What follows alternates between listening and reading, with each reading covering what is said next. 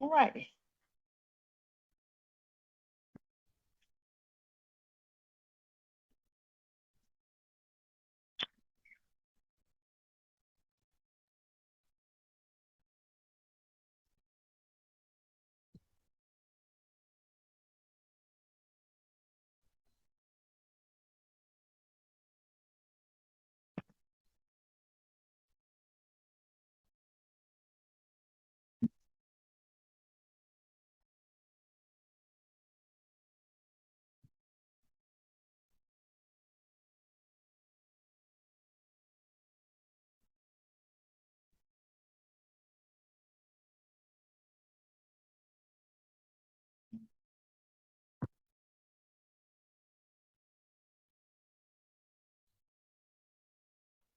Reached the appointed hour. I'd like to go ahead and call this meeting to order.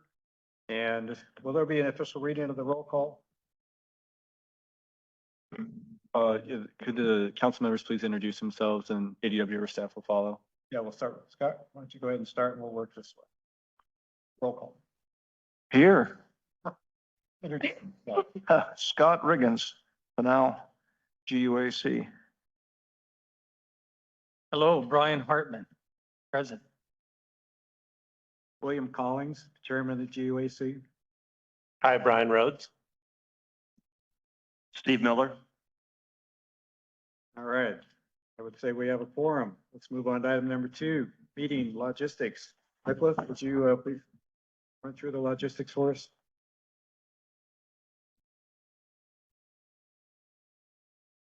Thank you, Mr. Chairman. Good afternoon, everyone. Before we get started, I'd like to go over some meeting logistics. For the public in attendance, we ask that you please keep your phone silenced. We ask that all present online, please keep your audio muted during the meeting. If any member of the public would like to speak to the council, the call to the public will be the time to do so. If you are attending virtually, please indicate in the chat that you would like to speak, and you will be unmuted. This meeting is being recorded and will be posted to ADWR's website and YouTube page once the recording is generated. Presenters, please ask for the next slide when presenting your agenda item. Finally, if you're having any technical difficulties, please contact our help desk. Their contact information can be found on the screen. Thank you. That is all, Mr. Chairman. Thank you, Nicholas. Brings us to item number 3, which is the election of the GOAC chairman and vice chairman. Would entertain a nomination for chairman. Mr. Chairman, Brian?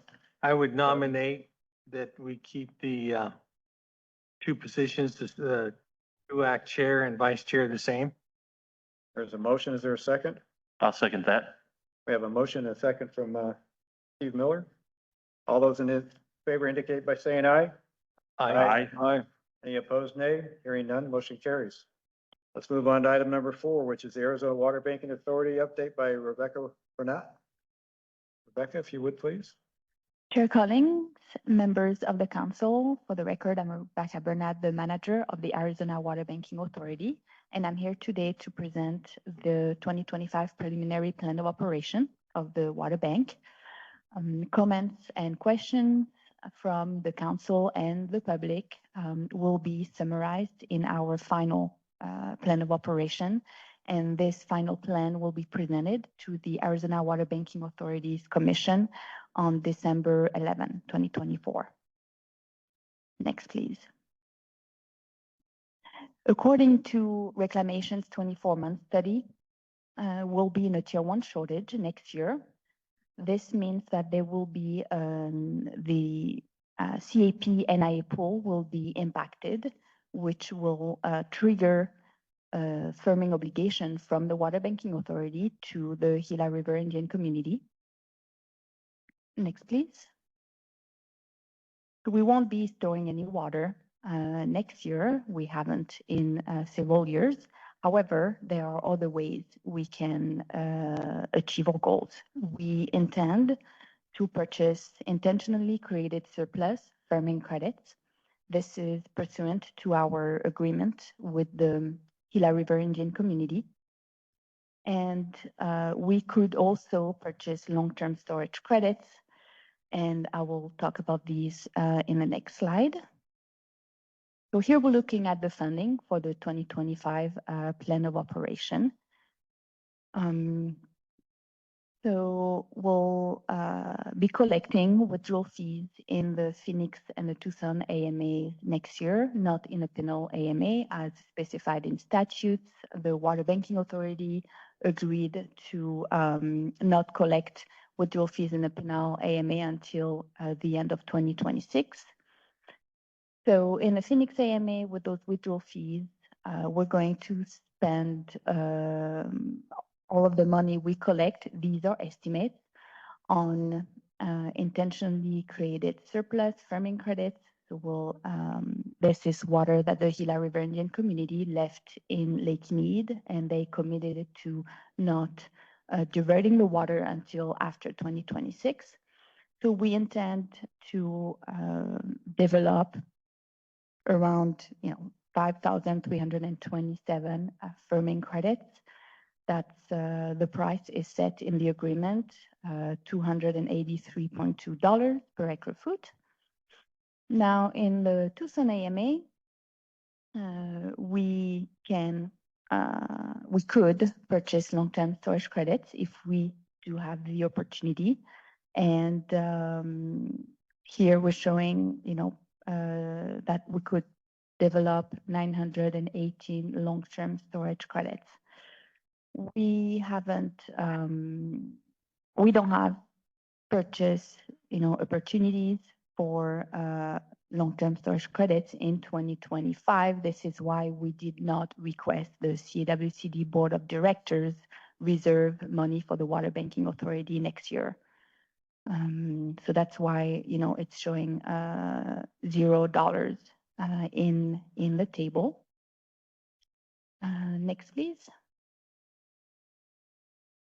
So next year, as I said, we'll be in a Tier 1 shortage, and according to CWCD's recent estimates, the obligation to the Gila River Indian community will be 6,102 acre feet. We agreed, the community and the Water Banking Authority agreed to use firming credits. You can see in the table when we've developed those firming credits, this is water that was pre-delivered on reservation. So we'll essentially be deducting 6,102 acre feet from our account, firming credit account. There will be no firming for CAP M&I subcontractors, and no firming for on-river contractors either. As for Southern Nevada Water Authority, they told us earlier this year that they do not, they intend to request intentionally created unused apportionment in 2028. This means there will be no credit recovery for Nevada until 2026, until 2028, sorry. Next, please. Here's a summary of all of the credits that the Water Banking Authority has. If you look at the third column, you will see those 6,102 acre feet that will be deducting to firm the Gila River Indian community. And further down, you'll see the deduction and a credit of 12,350 acre feet. So this is a maximum amount that might be transferred, or I would say exchanged. This is pursuant to the a DCP agreement where entities in the Phoenix and the Tucson AMAs agreed to send water to Pinal AMA. That was a DCP deal. And so these entities, they stored water in the Pinal AMA, so they earned credits in the Pinal AMA, and the Water Banking Authority agreed to exchange credits with them, meaning that we agreed to give these entities credits that we have in the Phoenix and the Tucson AMAs. And in exchange, we'll be receiving an equal amount of credits in the Pinal AMA. So that's the what you see here on the table, there's no credit movements. It's just the account, the ownership of credits that is changing. And next, I will be taking questions if you have any, and comments, of course. Thank you. Thank you, Rebecca. Are there any questions of Rebecca from the members?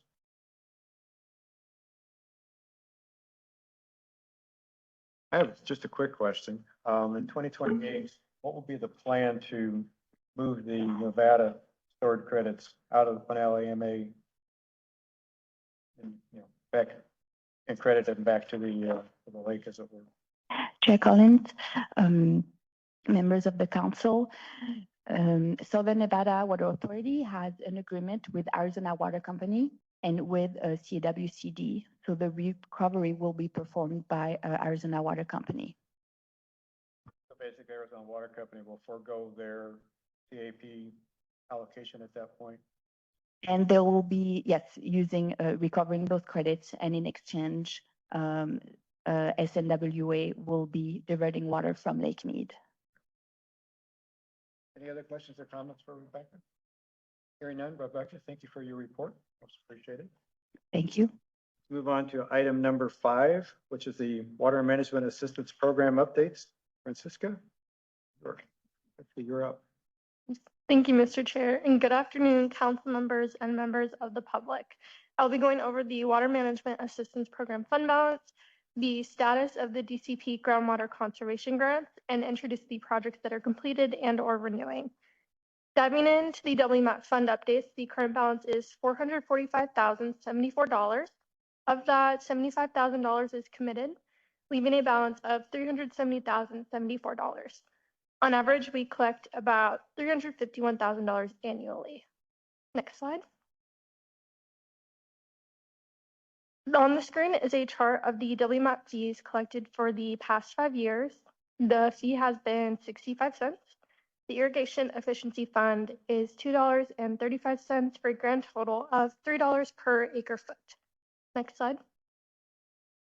There are currently 3 projects being funded with the WMAP funds.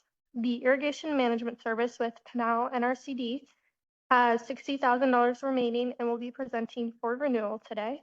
The Natural Resources Education Center, also with Pinal NRCD, is complete and will also be presenting for renewal today. Lastly, the WMAP funds the Pinal County Water Augmentation Authority. Next slide. As for the Groundwater Conservation Grant, University of Arizona STEM Education Project has been completed. They are going to present today. The leak detection project with Arizona Water Company is still in progress. Before I move on, are there any questions regarding the WMAP funds or the groundwater conservation projects? I have a quick question for you. The amount shown for the Pinal County Water Augmentation Authority, is that the 200,000 that's arrears for 2023, or is that for 2024? Yeah. We haven't received the 2023 amount yet. Yeah, we just submitted the 200,000 for the fiscal year of 2023 to 24 a couple of weeks ago. And so you should be getting that pretty soon. So this will be for the next fiscal year. Okay. Yes. Any questions for Francisca at this juncture? Hearing none, please continue. All right.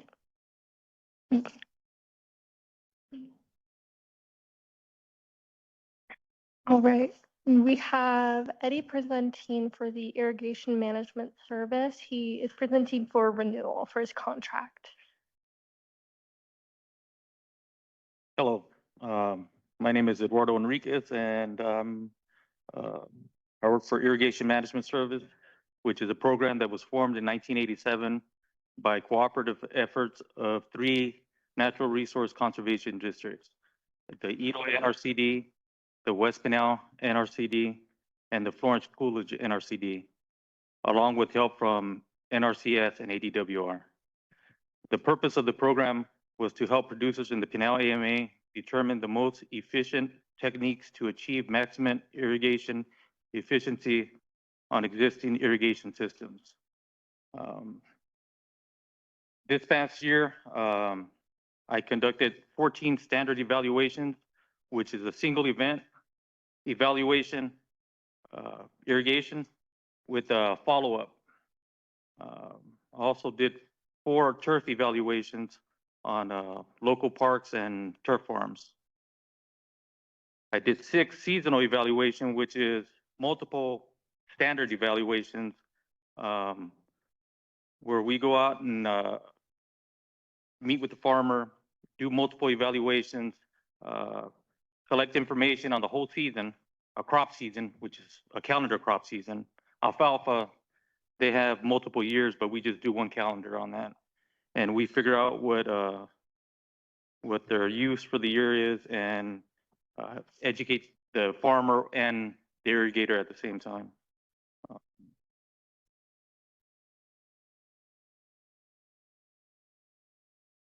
Our goal isn't just to save water, it's to produce a good crop while saving water.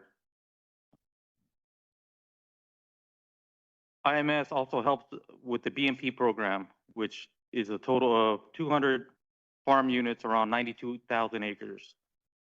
This past year, we had 4 field days, or we call them cooperator meetings, where we went over last year's crop, assisted with the annual report, also helped them with the scheduled BMP.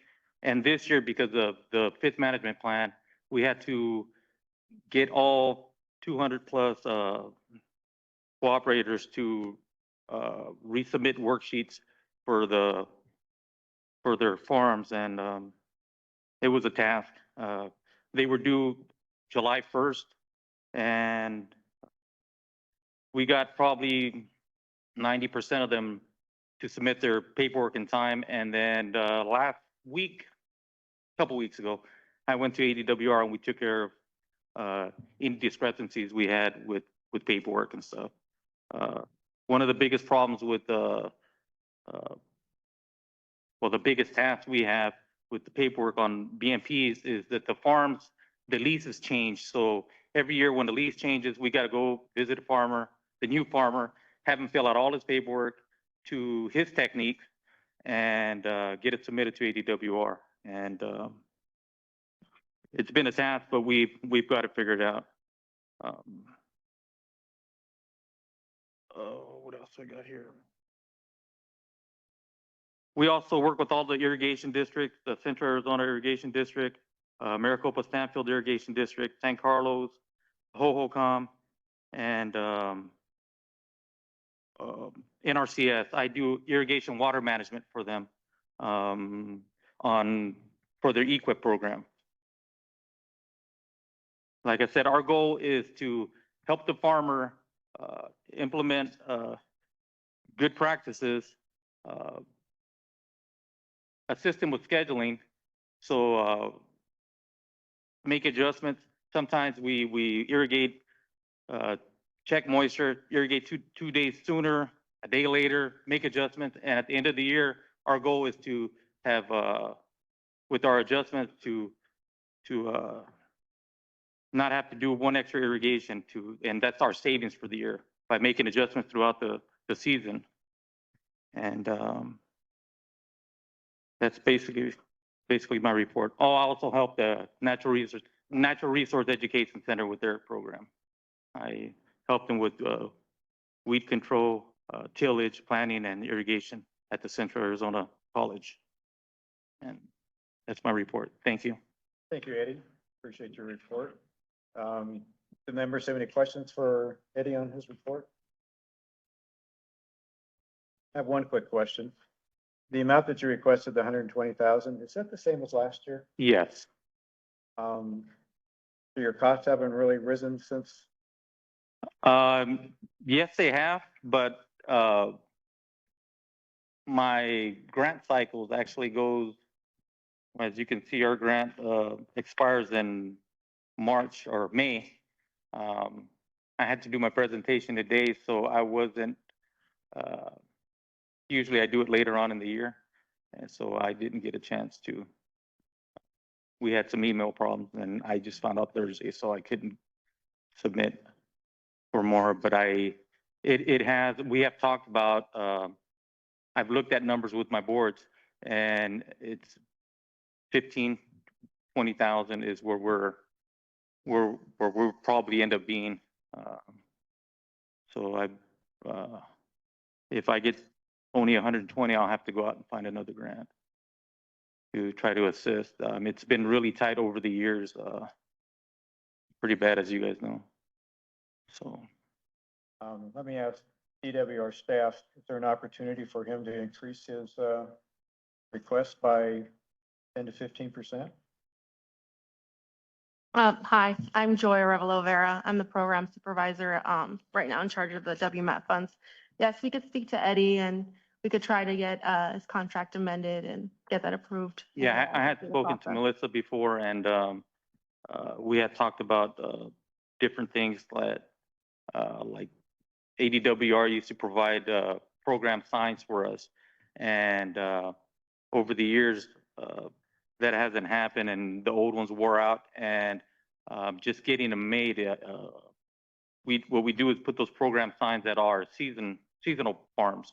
And I mean, you end up with $300-400 a sign and it gets expensive over the years. So we had talked about changing some stuff, but like I said, I wasn't aware that I was going to do a presentation because of email stuff that got sent.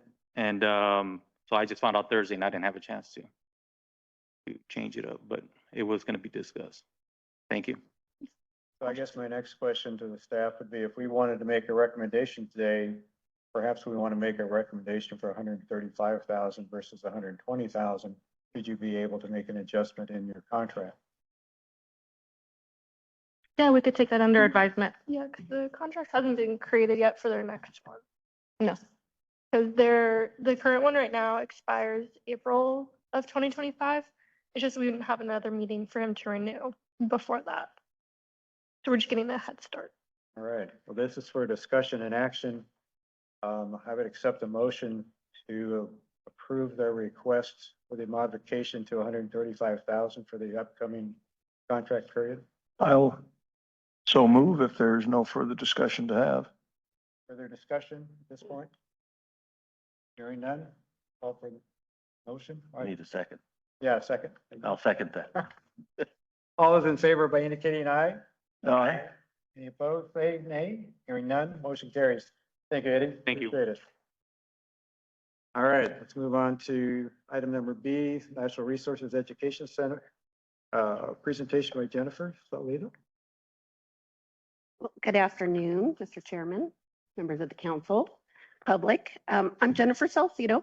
I'm with the Natural Resource Education Center, Pinal County, and I appreciate the opportunity to be here this afternoon to give you a little information about our organization, what we do at the Natural Resource Education Center, and to ask for your continued support of our most important program. What is the Natural Resource Education Center? Next slide, please. We call the Natural Resource Education Center, that's a mouthful, we call it NREC.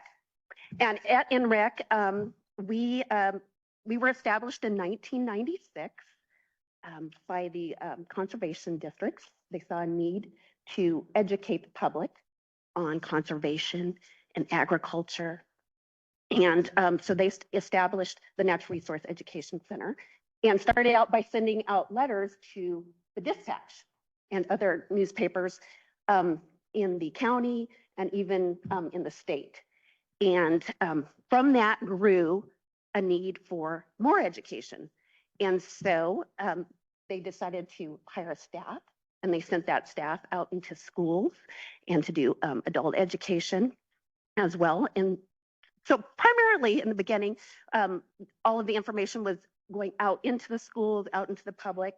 And then in 2007, there was, again, another need to provide even more education. And so a partnership was developed with Central Arizona College in 2007. And the college decided to provide 2 classrooms and 4 acres of farmland and water provided for that farm. And since 2007, that's where we have run our program. And we continue to go into classrooms and visit classrooms that can't come to us, but primarily most of our visitors come to us in a field trip format. We also, of course, it's 2024. We do now do Zoom meetings with classrooms that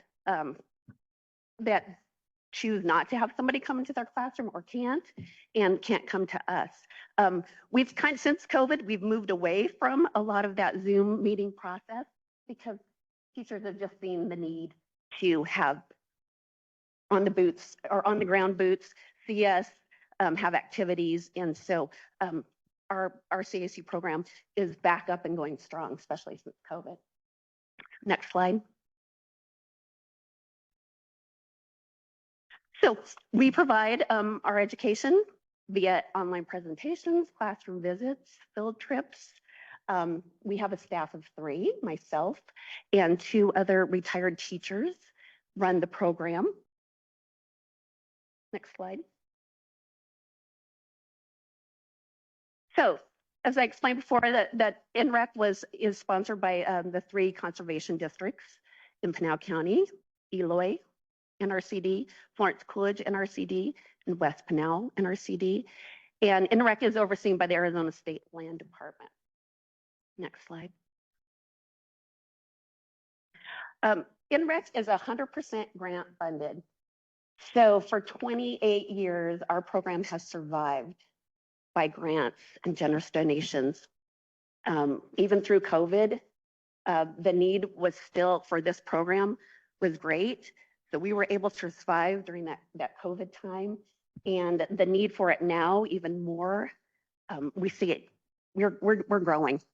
And we talk to teachers all the time, like, your content is important. We need this. It's missing, especially for younger kids. It's missing, and the fact that we go in and see these kids in the classroom, we're also touching adults as well. It's very important. Next slide.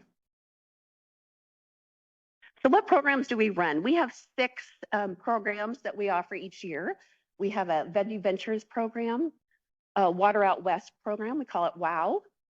We have an Ag Ventures Corn Festival, which we actually have a 4-acre cornfield planted right now. We have 5-foot tall corn that just got cut, and we have a maize in there. And so students and adults can come out and take part in that program in October. We have an alfalfa program, from alfalfa to ice cream, which is a dairy program. We have the 5 C's of Arizona program. We have an egg chick program, and we also just developed a new Plants of the Sonoran Desert program that we just kicked off last month. And we actually took that into classrooms because it's so hot and teachers don't want to travel. We decided to come up with a program that we could have in August and in May that we could go into the classrooms. So next slide, please. So last year, 23-24, we were able to reach 6 Pinal County school districts, which included 16 schools. That equated to 3,479 students that we were able to reach, 248 adults. We actually calculated that in ag hours because that's important. Our programs are about 4 to 5 hours a piece. And so that totals 10,000 hours of agricultural and natural resource education hours that we spend with students and adults. Next slide. Oh, I forgot to mention that the 3,400 that we saw this year, that was up from 2,800 last year. So we saw a good increase. Our goal this year is to be at least 4,500 students this year. Water Out West. This is one of our big programs. It's kind of the core of our NREC program altogether. Our Water Out West program is curriculum based for K to 5th grade. Meets all the Arizona state standards. It's STEM based, and it builds on information that many students in Pinal County have learned by participating in the 4th grade Project WET, University of Arizona's Project WET. My team and I, we actually volunteer with the University of Arizona's Project WET field days. We were actually able to attend 5 of their field days last year, and we intend on doing that this year. Maybe we might even get up to Globe, so maybe it'll be 6.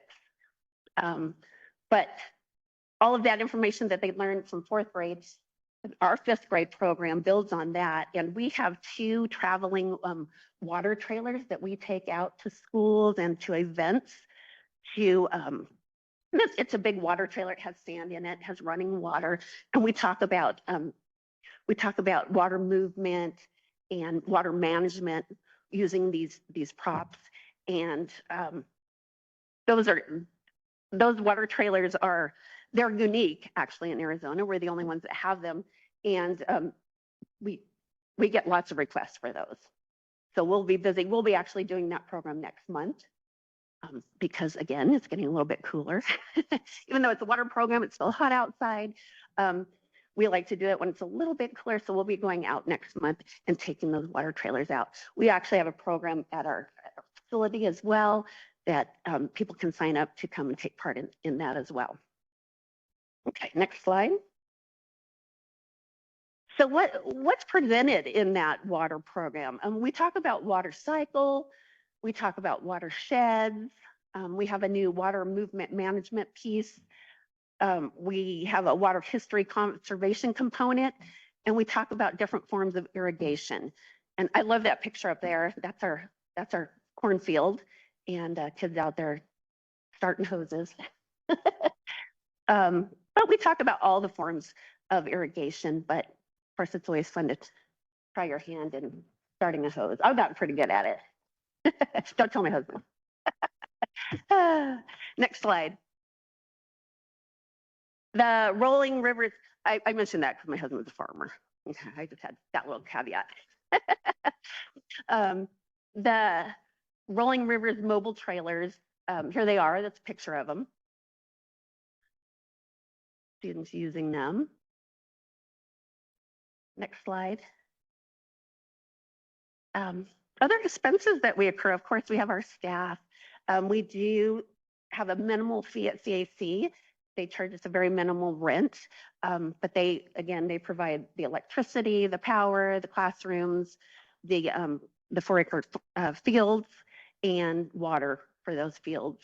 But other expenses that we have with our program, of course, resource materials and supplies. I mentioned our classroom lease.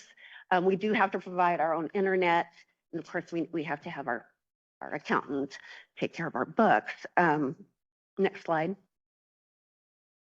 So our goal for 2024, 2025, gosh, that's weird to say, 2025, of course, is always, our goal always is to expand our reach to all Pinal County districts. Some of the smaller districts are a little harder to get into, but we've had some success with that. We were able to get into Cacho last year and Red Rock. So we were glad to include them into our community. Of course, we have to continue to maintain our farm at CAC, and we appreciate IMS and Eddie helping us do that. He's a big part of that. And we continue to reach out to the community partnership, and we like to partnership, of course, with the University of Arizona with our Project WET program, and we will continue to do that as well. Next slide. Well, thank you. That's my presentation. I appreciate you having me here today, and I ask for your continued support. We greatly appreciate it. Thank you, Jennifer. Any questions? Appreciate your presentation. Are there any questions of Jennifer from the board? The members? Hearing none. This also is an action item, and we were looking to approve a request for 30,000 for the next fiscal year. Do I have a motion to make that approval? I will move to make that approval for a $30,000 allocation. Is there a second? Second. Multiple seconds. All right, those in favor indicate by saying aye. Aye. Any opposed, nay? Hearing none. Thank you, gentlemen. You. Jennifer, Thank you. Jennifer, before you step down, just one other piece of the cooperation that's involved in this, not only is the Department of Water Resources and the NRCDs and the State Land Department, all NRCS, all involved in this, but also local farmers contribute a great deal to operating the farm and making things work. This has been a cooperative success for decades. You're exactly right. Thank you. Thank you for reminding me. Of course, I know that I work with you all the time, but yes, we have lots of support from our local farmers. Yes. Thank you. You're welcome. Thank you. Let's move on to item number 7, WMAP completed project presentations. And looks like we have Lisa Townsend. Good afternoon. Thank you very much for having me, and I appreciate being here. Chair, council members, trusted partners, and public. I'm going to talk to you a little bit about the completion of the project and what we have gleaned from it. So as Jennifer had mentioned, Arizona Project WET is well known in the community. We're huge with elementary school children. And this is kind of primarily where our greatest saturation was with this program over its entirety. So next slide, please. So our goal is to build water literate educators, professionals, stewards, students, community members, to really make those connections and to meet our audience where they're at with authentic, relevant, and meaningful content that they can take with them, that they can remember as they are kind of interacting with water, and that is applicable to their everyday life. And we do this in the field, literally with field days. We also do it in the classroom.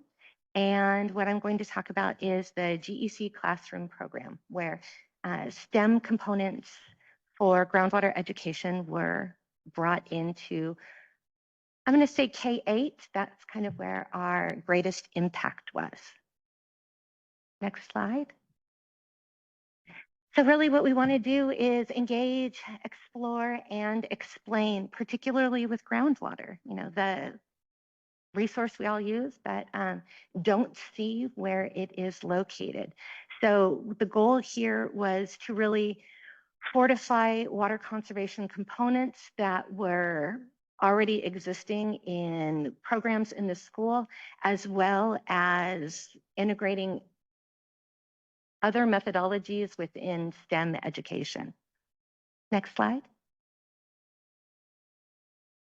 So what we do is we tell Arizona's water story. So in Pinal, what we really wanted to do is make sure that what the students were engaging with, or what our community members were experiencing with the components of the program, reflected what was happening either at home or at school, on the farm, in the manufacturing site. Next slide, please. So that those messages were relevant. It also went hand in hand with a 9-part groundwater education series that was launched throughout the state. That was a deeper dive into groundwater that was also referred to and provided as a resource for the teachers that were participating in the GEC program. Next slide.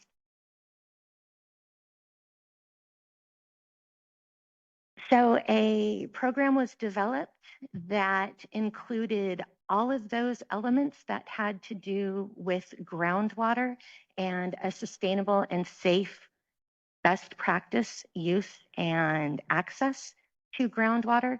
And then this was provided throughout students here in the Pinal County. Next slide. So we really broke it down into several different groundwater concepts, and then those were scaffolded to the students based on their age, their familiarity, and their grade level So we really looked at our unique hydrological cycle, how water moves through the watershed and through this water cycle, resulting in groundwater. And then we focused on kind of key terms, things that are part of the vernacular of groundwater. And then finally, the importance and the impact of human use with groundwater. Next slide.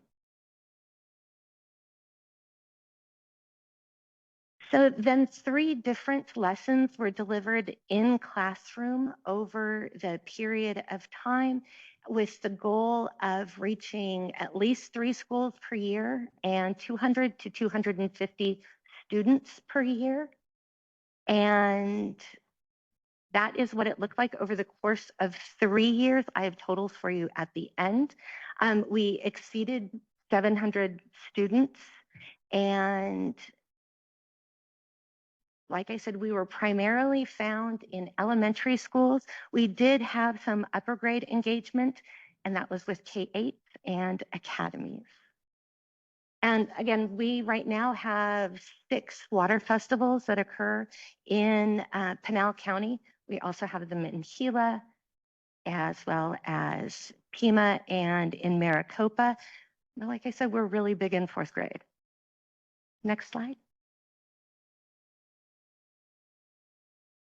There was quite a lot of marketing and advertising done in 6th to 12th grade.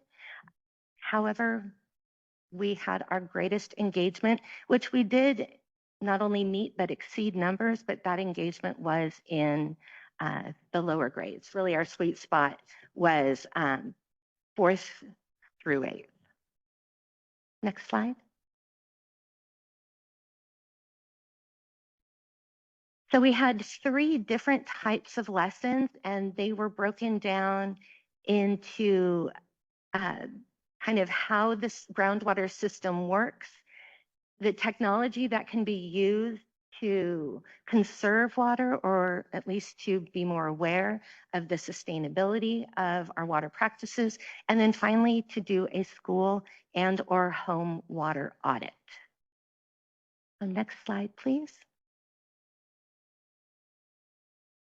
So this shows a little bit of all of that, whether they are modeling the groundwater process, and there were several different models available. One was groundwater flow, and the revelation that water flows underground,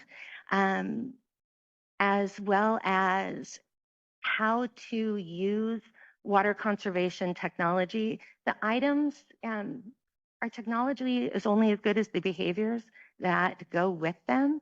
And then also how to account for the water that is being used and the water that is being saved by the implementation of aerators or replacing toilet flappers or using technology around the home and school. Next slide, please.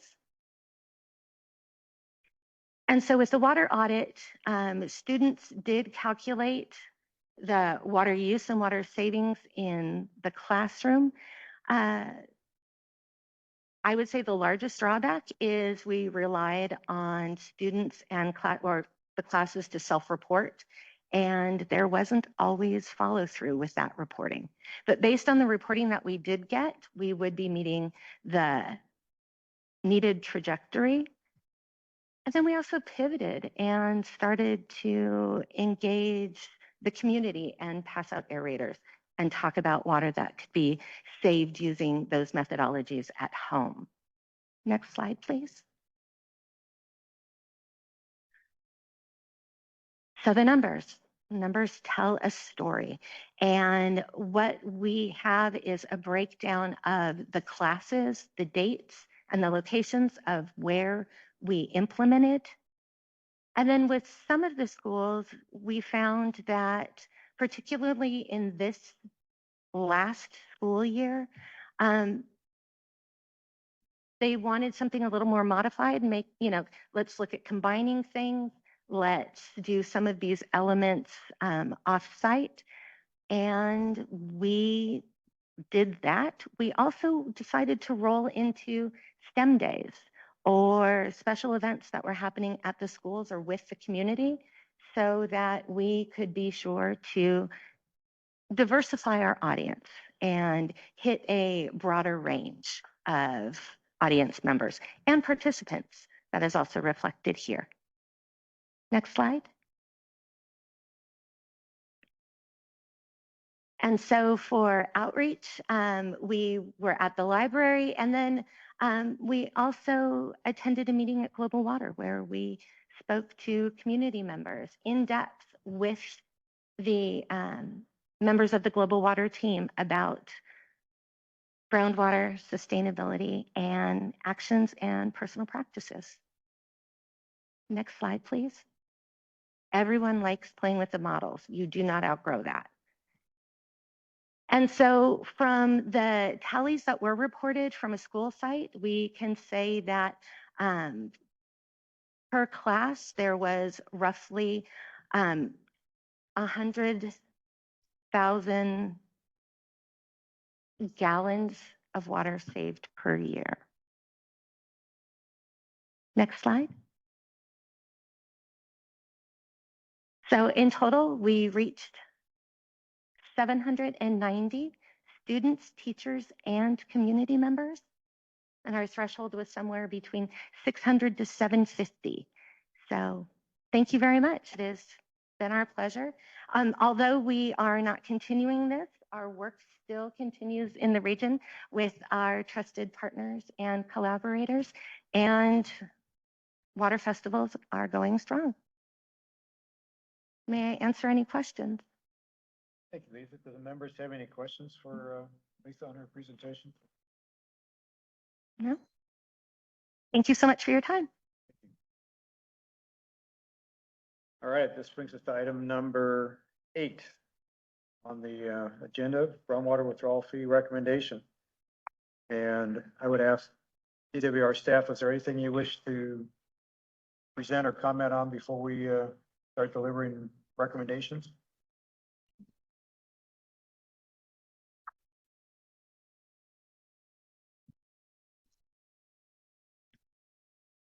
Hi, Francesca, the WMAP intern. So on the screen, we have the projections for keeping the fee at 65 cents per acre foot. And it grows about $1,000 each year. Next slide. And then this is if we raise the fee to 70 cents, it significantly grows with the raise of 5 cents.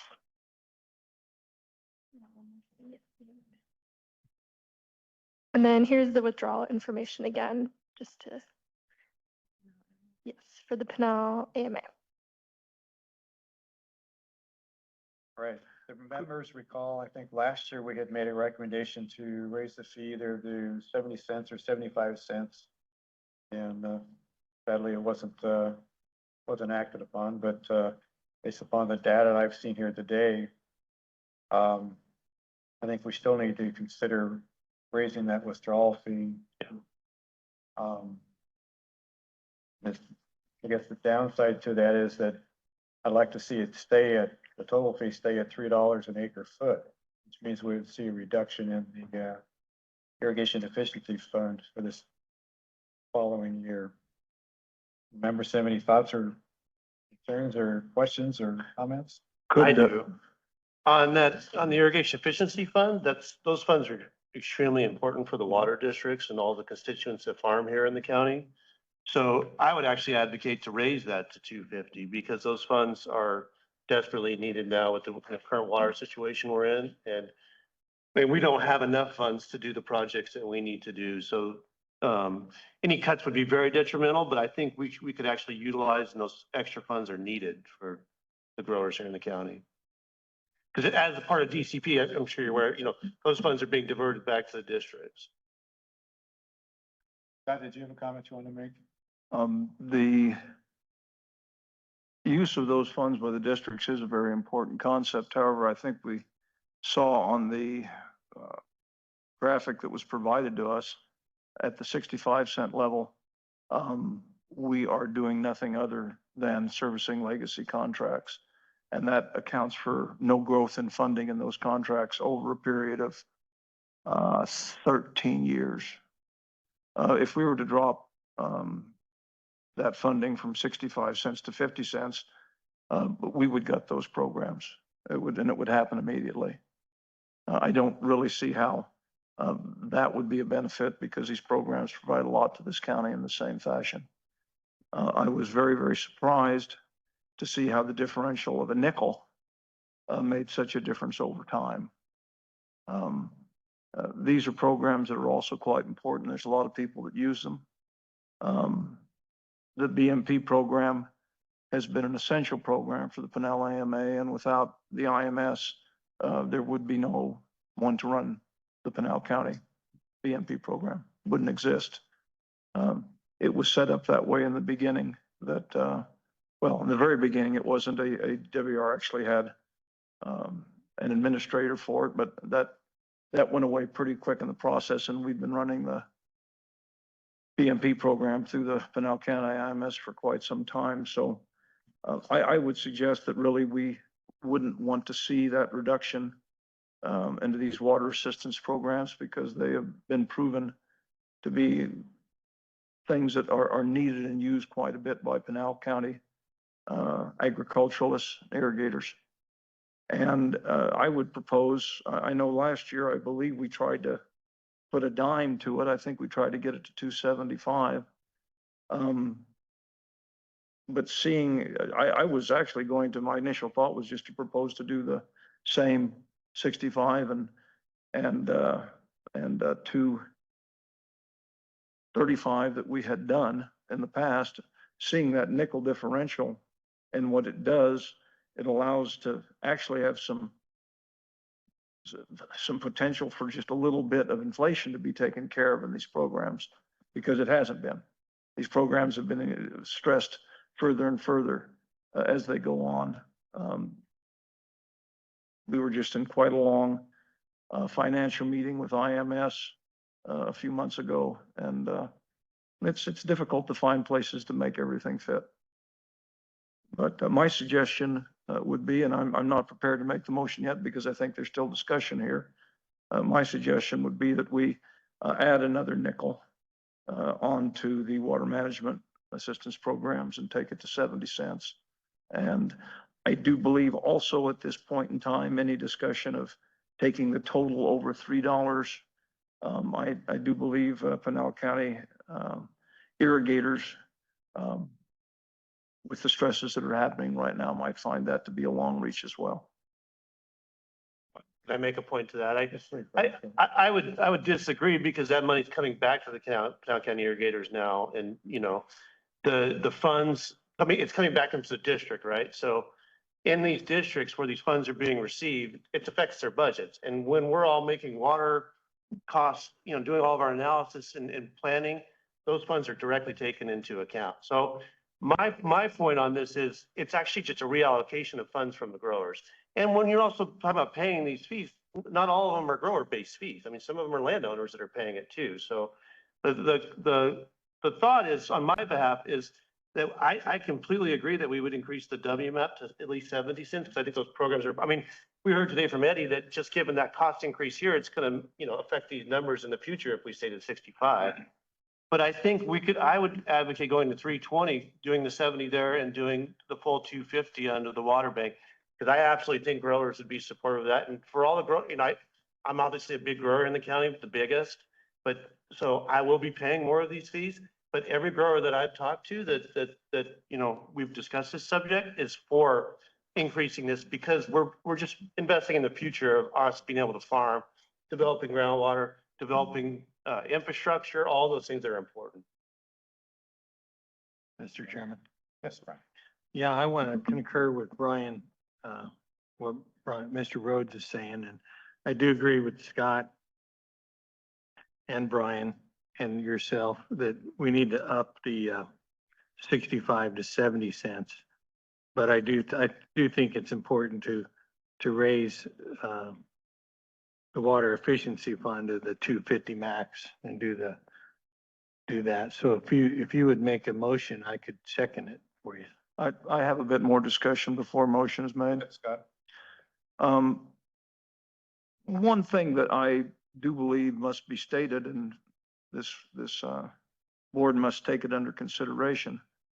These fees do not affect and go back to growers in the same, depending on how and what district they are in. Maricopa Stanfield and Katy would get virtually everything of that increase. People in Holcomb, people in San Carlos, and independent growers would not see that same return at all. So it's a divisive move that actually pits one set of growers, depending on what their demographics are, against another. That's one of the reasons why when they first brought the water bank in, that they actually had a different, for several years, they had a different water collection amount for the different types of growers, because that was what it took to get the compromise and to get things done. I don't suggest we pit one group of agriculturalists against another, because that's exactly what it does. You're having monies come out of people that don't get benefits from it to fund other people that do. Okay, can I make a comment to that? Before you do, I would like to make one other comment. The other party that's not represented here in this discussion are the pumpers, are the municipal pumpers. They're paying these same rates, same fees. And quite frankly, in my mind, representing a couple domestic water improvement districts, I've seen an advantage to raising the irrigation efficiency fund, the understanding that the long-term benefit to the aquifer is there, that it helps preserve our municipal supplies by greater efficiency of farming practice. So go ahead, Scott. Or you had another comment. Well, I was just gonna say, I don't disagree with some of Scott's points that these funds are not allocated, but San Carlos is actually participating in those funds. So growers in the district, Magma is participating. I mean, if you look at the majority of because I farm in every district here in the county, almost everybody will benefit from this in some way. And I think when we're talking about 15 cents, I think it's being a little dramatic to say that we're pitting, groups against each other. If on an incremental basis, it hardly makes a difference. I mean, I'm the largest groundwater user here in the county. My incremental difference for this is very small at 15% or 15 cent difference. So I actually don't think people will even notice, to be honest, or inclined to be, paying that close of attention, because it benefits more people in the county than it doesn't help, is my point. And I'm afraid that I have to disagree with that. Lumping San Carlos into it, San Carlos's wells don't operate under the same auspices in any fashion that Maricopa Stanfield and Katy does. Private wells. Private wells would be the people that would take the very largest hit in this are independent pumpers. Independent pumpers get no benefit from an increase at all. They just help subsidize somebody else. And I do believe with agriculture, well, the people that pay the bills don't think it's small. No, I'm saying a small percentage of the cases where they're independent pumpers. There's a fair amount of independent pumpers about. And the situation where there's a concept with agriculture under the duress that's in right now, to think that there won't be a great number of people that will be quite surprised that all of a sudden in a year like this, when things are as bad as they are, that this body decides to raise these fees at this time. I think it'll be interesting to see what public reaction is. Yeah. Because I don't think they'll have the same feeling for it. I really don't. Well, I mean, we're talking about 7% increase. So it's, again, I'm not saying, I would never advocate doing something that I would say would be detrimental to my bottom line and everybody else's. But a 7% increase, given all the costs that we've talked about, and it's a 7% increase, including the 5 cents to the WMAP program. We're not talking about a substantial difference here on an incremental basis. Again, for all growers, it's very small, but the benefit is pretty wide ranging across the county. Well, the benefit certainly can't be any larger than the cost. Sure. So it works both ways. Right, but we're reallocating these funds to ways that can help growers in the future. We're making investments in you're increasing a tax. Yeah. That's what you're doing. You're increasing a tax. Simple, plain, and that's the way it is. Increasing a tax that directly benefits the growers that are paying the tax is my point. No, not all growers will benefit Not in the all same growers. way. not all growers, but a majority of the growers, the majority of the acreage in Pinal County will benefit from this. Let me ask a question. So independent growers would not be able to access the irrigation efficiency funds? No. Well, it's, And neither, the only place that really will be able to do anything with this is the situation that we have where we have districts that have taken over independent wells. We basically only have two districts like that in this AMA. They are a large part of the acreage. There's no doubt about that, but there's a darn large part that's not that way.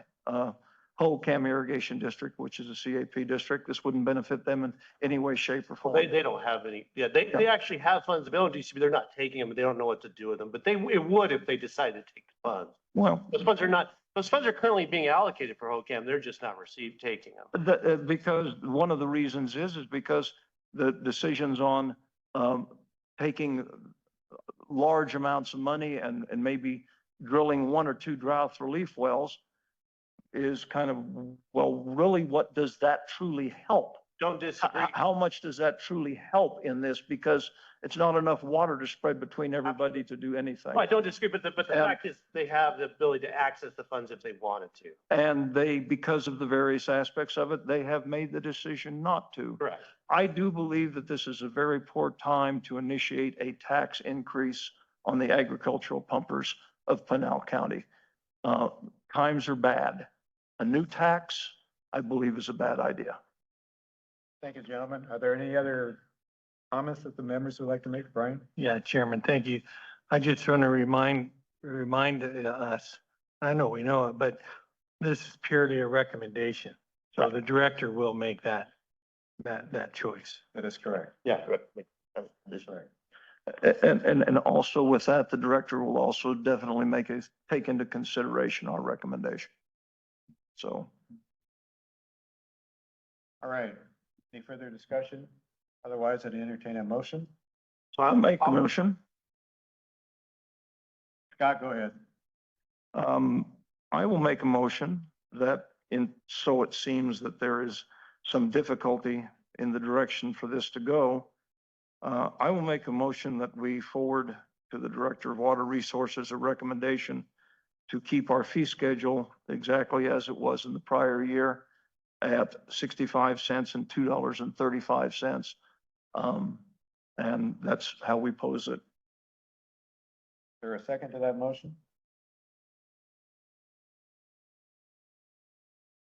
Hearing none, motion dies for lack of a second. Are there any further motions? Yeah, I'd like to make a motion, Chairman Call.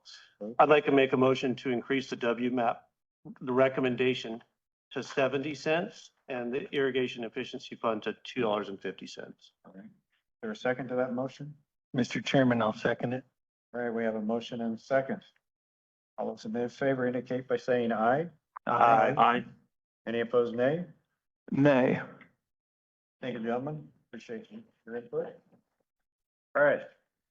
Let's move on to item number 9, which is AMA Deputy Director Report by Ryan.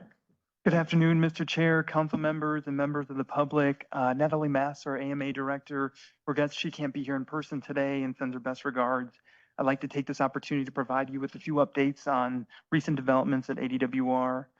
First, in terms of personnel, I'm pleased to announce that Melissa Sykes has been promoted from our WMAP grant coordinator to our AMA Conservation Program Supervisor. Melissa's been with the agency for over 5 years and consistently delivered outstanding work, so we're thrilled to see her in this new role. The second item I have is around the Alternative Pathway to Designation, or ADOS. ADWR has initiated a formal rulemaking process to modify the Assured Water Supply rules to create an alternative pathway to designation in the Pinal and Phoenix AMAs. There's a public stakeholder process as a part of that rulemaking, including a public hearing and comment period in consideration of the rulemaking by the Governor's Regulatory Review Council. Information regarding that rulemaking and timeline are available on ADWR's website. And then the last item I have is around the Douglas AMA, which ADWR is working this fall toward the adoption of the first management plan in the Douglas AMA. The statutory structure for subsequent AMAs is different than initial AMAs. So we're grateful to the stakeholders and the staff that have worked to create something that reflects the unique and unprecedented nature of that AMA. So thank you, Mr. Chair and members of the council. Those are the updates from ADWR. One quick question. Can you actually define or identify the date for that public hearing that you had mentioned? I don't have that offhand, but we can also get back to you on that as well, and also even present if it's helpful next UAC meeting as well. All right, any questions for Ryan in this report? Hearing none, move on to item number 10. Call to the council. Members of the council have anything they wish to express? Hearing none. Going to call to the public. Is anyone from the public that wish to make a comment or question? Hearing none. Brings us to item number 12, which is the adjournment. We will adjourn this meeting at 2:04. Thank you all. Appreciate your attendance. Thank you. Comment? Thank you.